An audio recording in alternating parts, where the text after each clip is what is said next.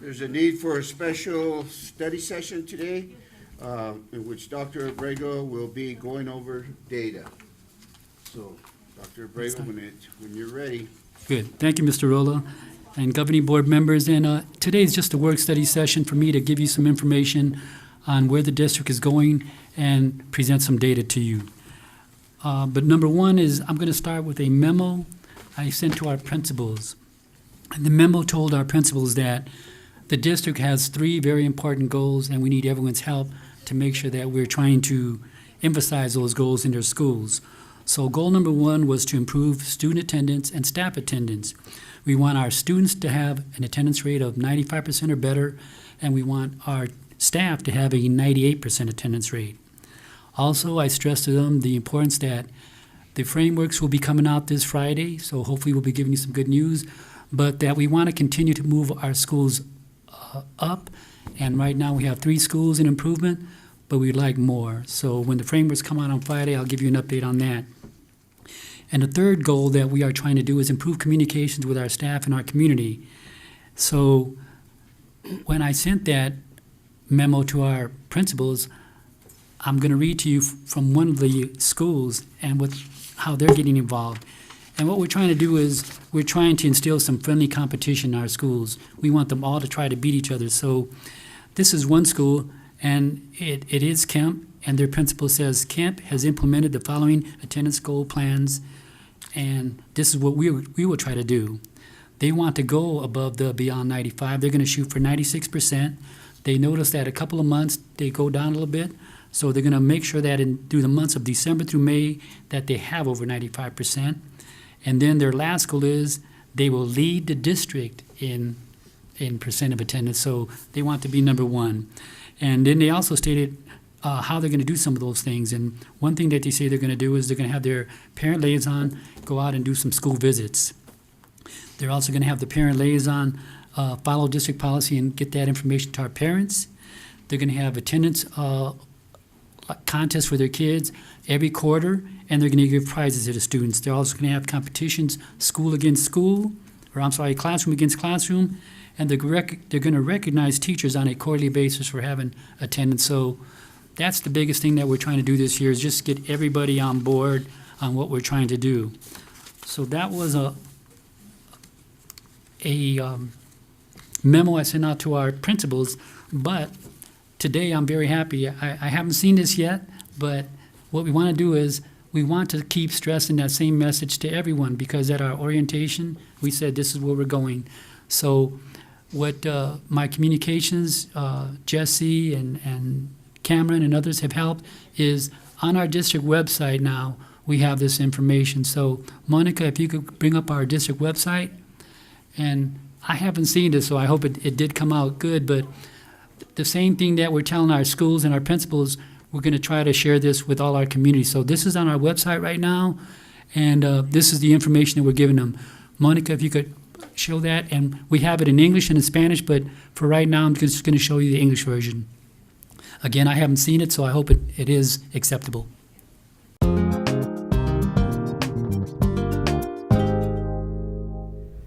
Welcome back, Adams 14. I want to welcome you back as we look forward to an exciting school year. It was about this time last year that I joined Adams 14 as your new superintendent. I signed up for the job because I believe that every child has the potential to achieve his or her dreams. As you may know, there are a lot of changes happening in Adams 14, changes that at times you may agree or disagree with, and that's okay. I am here to serve the 7,500 students whose bright future awaits them. We cannot continue to do the same things year after year and expect different results. We need change, and I need your help. Recent state data continues to put Adams 14 as one of the lowest performing districts in Colorado, and I know we can do better. So here's how you can help. This year we will concentrate on 3 very important areas: attendance, academics, and school safety. In the area of attendance, this school year, I set a goal for all Adams 14 schools to have a 95% attendance rate. That means that students cannot miss more than 5 days of school. Did you know that the average Adams 14 student missed 21 days of school last year? That's nearly a whole month of school. Additionally, many of our students are late to school. Dropping your child off late to school sends a wrong message to your child, stating that school is not important. So I need your help. Because we know attendance is crucial to a student's success, we will be launching a campaign this year called Less Than 5 and Be On Time. In the area of academics, for the past 5 years, Adams 14 has not met state expectations for student achievement. To change that, we'll be focusing on instructional time to increase the number of students who are at grade level. This year, we increased instructional time in reading and math, and even created a reteach and enrichment block. This allows teachers to work with students even more and offer additional support for students who need help. More instructional time is how we are going to make sure our students are learning and growing. In the area of safety, it is my responsibility and responsibility of our school principals to ensure the safety of your children each and every day. School principals are instructed to follow correct safety protocol based on state statute and local board policies. That means anyone approaching school doors must check in at the front office. I know that this may not feel welcoming, but we must make sure your children are safe in Adams 14 schools. With your help, I strongly believe we will achieve excellence in all Adams 14 schools. I know we have what it takes to become one of the best school districts in Colorado, but we need your help to achieve it. We cannot do it alone. Please join us and be part of the Adams 14 team. Thank you, and I wish you all a very successful school year.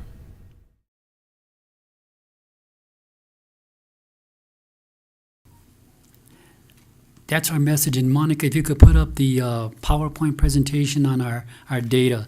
Now, our data in our district, I want to share this with you, but I'm going to ask you just to think about what you see up here, because that's what data is all about. You know, we just look at it, and I try to keep it simple for our board members, but I'll try to give you a couple of hints when we're looking at the data.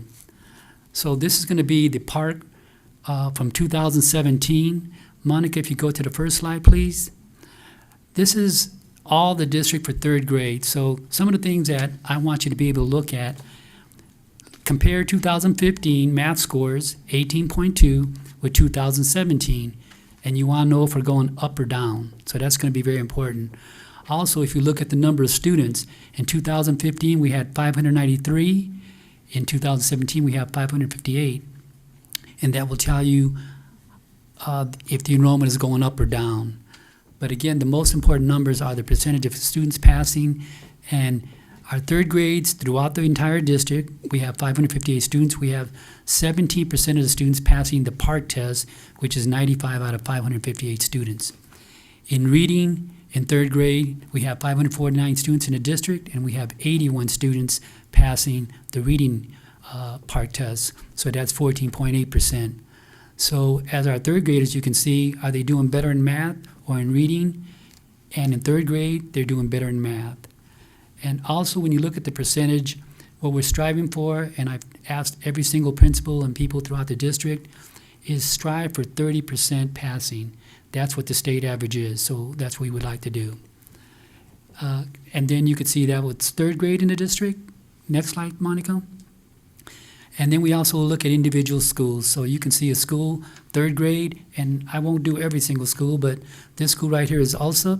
In 2017, they had 35.2% of their students passing the math, which is very high, and that is above the state average, so we commend Alsop on doing that. If you look at their reading scores, they have 19.8% of their students in third grade passing, which is 17 out of 86. So this is a school that's doing pretty good, and a school that we're hoping when we get our frameworks on Friday, they'll be moving up into the improvement area.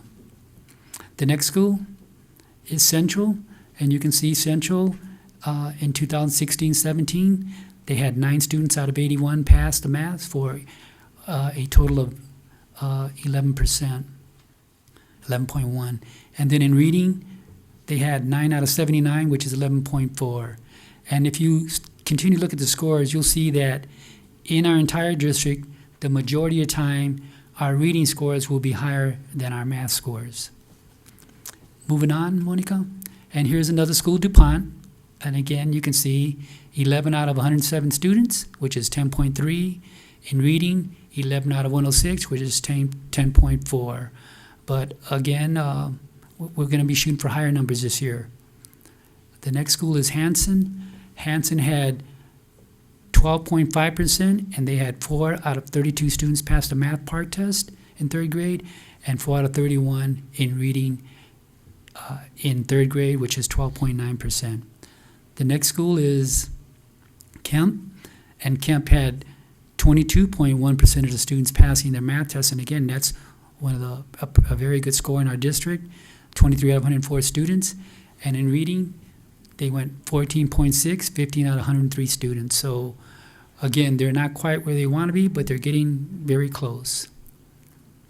Monaco is another one of our schools in 2016-17.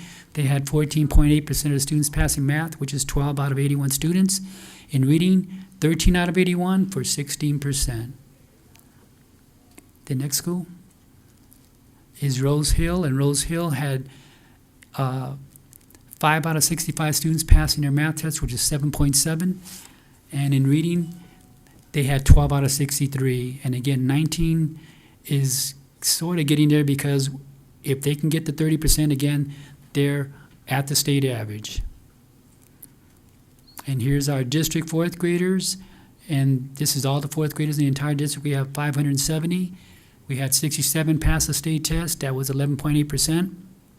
And you can see, as I said earlier in reading, we always do a little bit better. So we had 97 out of 566 students pass, which is 17.1%. So if we could bring that up by about another 10%, we'd be very close to the state average as a district. And this is the breakdown of individual schools. Again, ULSUP is doing a very nice job. You can see that they're getting very close to that 30%, but you can see the jump from 2015 16, they had 20%, and they went up to 24%. In math, they were at 28. They dropped down a little bit, but 25.2% is pretty good. So I think those are some of the highest scores in the district. As we move on, you can see that Central School is 19.3 for math and 15.9 for reading. So again, that's pretty good because math scores in the district are usually a little bit more difficult to attain. DuPont is at 6.8%, and they had 7 out of 103 students pass the test in fourth grade. And in reading, again, it's always a little bit higher, 14.9 or 15 out of 101 students. The next school is Hanson, and Hanson had 13.3% or 6 out of 45 students in fourth grade, and 15.6 or 7 out of 45 students in reading or language arts. That was for fourth grade. Kemp was 9.2% and 17.4. So you can see again, we have to do a little bit of work in math in most of our schools because math is always lagging behind reading. The next school is Monaco. You can see Monaco is 3.8, pass 3 out of 80 students, and 8 out of 81. And again, the most important thing is all the schools are getting help, and we have to address these areas. And the way we are addressing our areas is we've asked every single school to add an additional 30-minute block so they can help students that did not master the Spanish by reteaching those during the day. At Rose Hill, we have 2.9 or 2 out of 63 students that passed the math test, and in reading, 19.1, 13 out of 68. So they need to find a solution for the math. Here's our fifth grade in the district is 52 students out of 558 for 9.3%. And in reading, 97 out of 554, so 17.5. And again, that one holds true that we do better in language arts than we do in math. And here's the breakdown from the schools. Also, 16.3 in math, 28.3 in reading. Central was 7.6 in math and 11.4 in reading. DuPont, 4.8 in math and 9.6 in reading. Hanson was 6.9 in math and 26.7 in reading. That's a good reading score. And then Kemp was 17.9 in math and 20.7 in reading. Monaco, 8.8, and 12.8. So again, it's still holding true that I think most of our schools, we do a little bit better in reading or language arts than we do in math. And in Rose Hill, we had 1.2% pass math and 18.3 in reading. So we need a little bit of help again in certain areas. And this is how each school did for the 3 grade levels. For Rose Hill, grades 3, 4, and 5, we have a 3.7% passing rate in math and an 18.8 in reading. So Central, the same thing, grades 3 to 5, they have a 12.8 passing rate in math and a 12.9 in reading. Also, 24.8 in math and 24.7 in reading. DuPont, 7.3 in math and 11.6 in reading. And if you look at the number before that, you'll be able to figure out if they went up or down. For example, in math, they went from 8.1 to 7.3. They went from 13.2 to 11.6. And that has to do with the frameworks, how they're getting their points. And the whole goal is, remember, they have to try to get 42 points or 53. 42 points and above will put them at improvement. And there's Hanson, 11.6 and 17.9. And Kemp, 16.7 and 17.3. Monaco was at 19.1 and 12.9 for this year. And this is our 6th grade. Moving on to the middle schools, how do they do? Our middle schools at math, they're performing at about 11.2%. And you can see in reading, they're doing better, 14.4. Our 7th graders are at 9% passing math and 22.3 passing reading.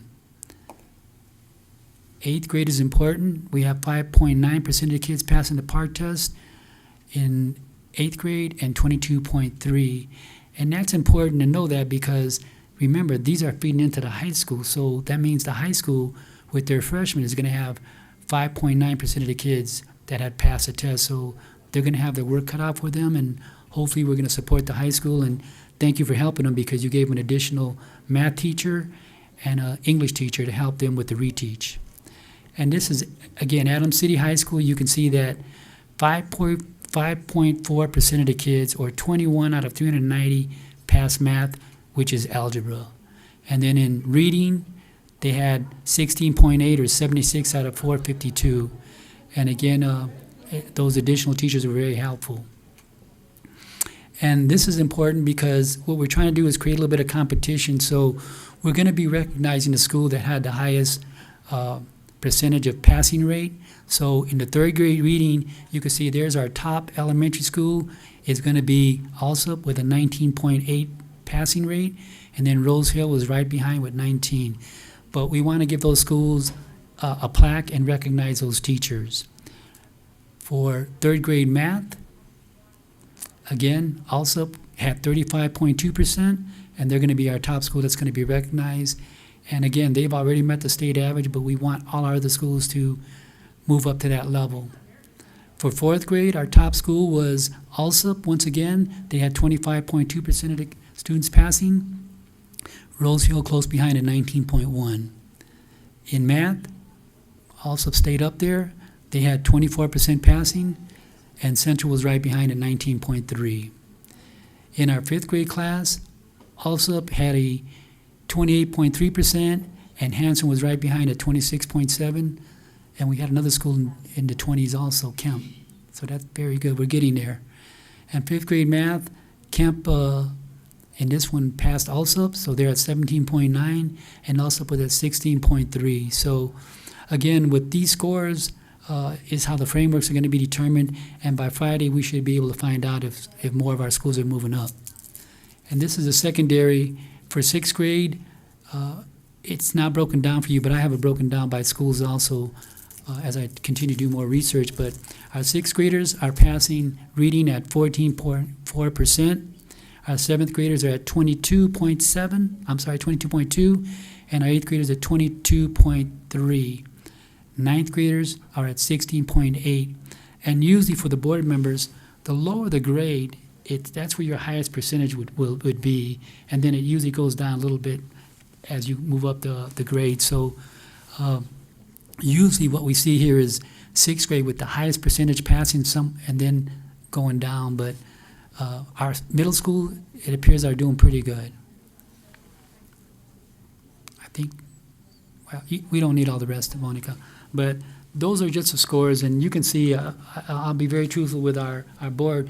We're not satisfied with those numbers, so what we're doing is, this year for all of our ESS administrators, we're going out to the schools more often. We've all been assigned schools. We try to go out there and visit. I think they have a certain day that we go out. I think that's Wednesdays, and then we try to monitor the schools. But right now, we're trying to allow each schools to get started. We're giving the first 2 weeks, and in September, we're going to start our visits. But that's just an indication of how our students are doing in our district and our particular grade levels. And again, that we are going to be recognizing all our schools that we're the top performers in grade level and category, and they'll be getting awards from us. And we'll be doing the same thing with attendance. Did you have any questions on the PowerPoint presentation? Any board members? Yeah, I do. We've been checking in, why is it when we go from the middle school, eighth graders, they go into ninth grade and their scores are dropping? Is there a reason for this? Have we checked into it and see what's occurring? I think, and I believe same thing happens. When they went from fifth grade into the middle school, the grades drop. Instead of, to me, it should be a progression. If what you do in the elementary, you should take it over to the middle school, and for the middle school, you should be taking it, and those scores should be rising. Do we know, are we losing kids that are passing those and keeping the scores up, or No. what seems, do we know what the Well, situation? and that's what I said, Mr. Rolla. We don't have all the answers, but what we do as a team is we look for the gaps and we ask why. Why is that happening? And then we're trying to determine what do we have to do to help that school. For example, I think we were really concerned about our math scores, so this year we bought a new math program and we implemented it at the elementary levels, making sure that all teachers are following it with fidelity. I haven't looked at all the data that you're talking about, but I thought our middle school was outperforming some of our other grades. But the high school, again, too, that's a different level. That's algebra. But I think that's going to be one of our main concerns this year, because when I talked to the principal, she understood that we didn't have enough kids passing algebra. The scores are too low, so they're going to try to implement some instruction during the school day so the kids could master the standard in class, and if they can't do it in class, get additional help during the school day.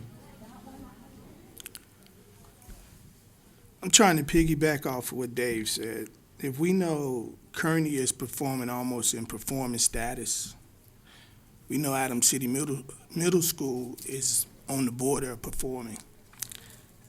And if you got 6th to 8th graders performing at a high level, and as Dave said, they're going into their freshman year, I'm not trying to say anything bad about the high school at all, but where's the disconnect that we're not seeing from our students going from 8th grade to freshman? Because I did have the opportunity to go on the CDE and look at all the schools' performance, and you gave us just a snippet of what we should have been seeing the whole thing. You didn't show us the science, how the science improved in the district, but you show us the math and reading. So we just approved at the last board meeting to bring in some, I believe it was a math prop for kindergarten to first graders, kindergarten to third graders, if I'm not mistaken. But my question is, some schools in this district, third grades, perform better in third grade than different schools do. Some schools in fourth grade perform better. Some schools in fifth graders. I'm trying to see where the disconnect, how come we not emphasizing more if this, say, for instance, Central, hypothetical, I'm just using Central, third graders is outperforming in different schools. Alsop is performing in different grades.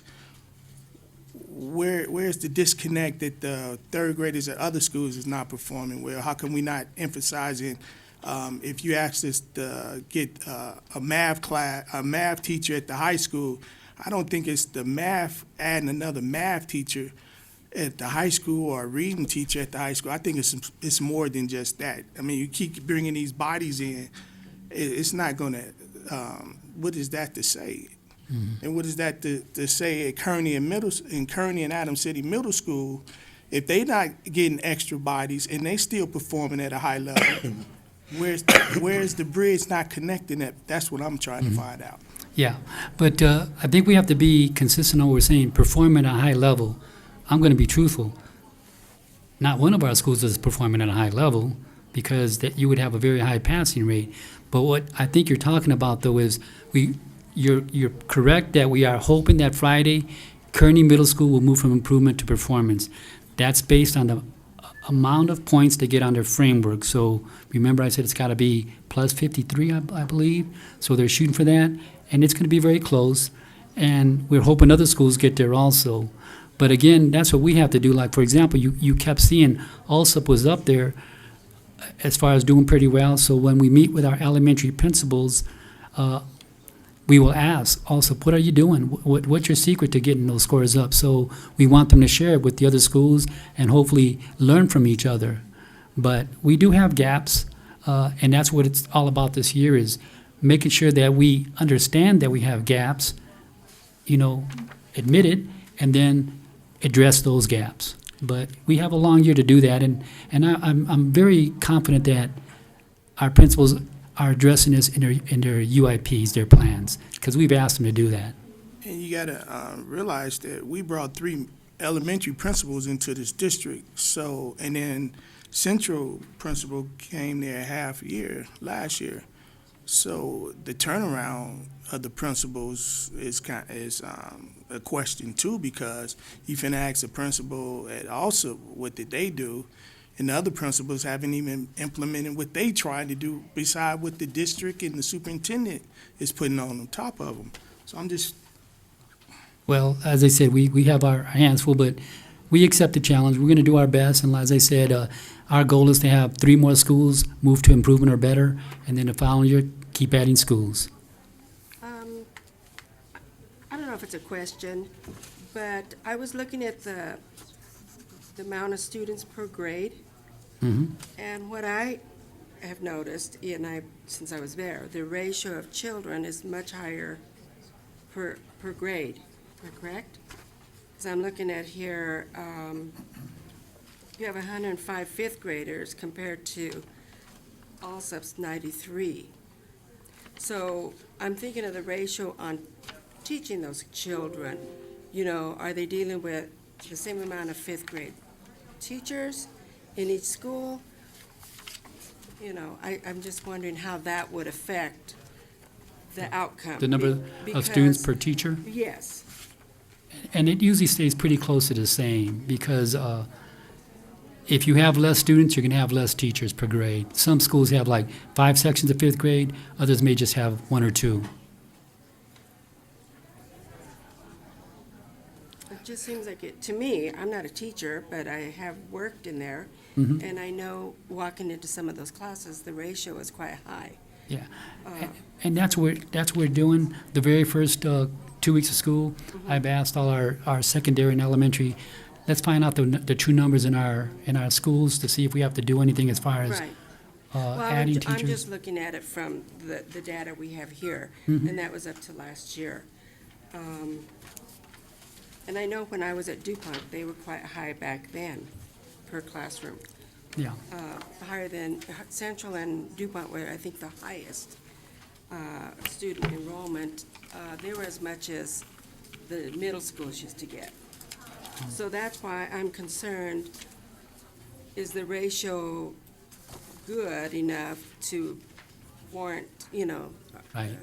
the academics increasing? Or do we need to decrease the amount of students per teacher? I don't know. Right. And again, I told you, we don't have all the answers. The same data that I share with you, I share with all our principals, and I've asked them to come up with ideas, bring them to the table so that we can all address those. And we should know more at October count, the exact amount of students that we do have per. Yeah, and I said Friday's a very important day because Friday will let us know how our schools are going to be ranked by the state. Any other questions? Okay, that brings that part to study session to an end. Is everybody okay, or you need 5 minutes? Huh? I'm good. Harvey, you okay? Good. Joe? Timmy?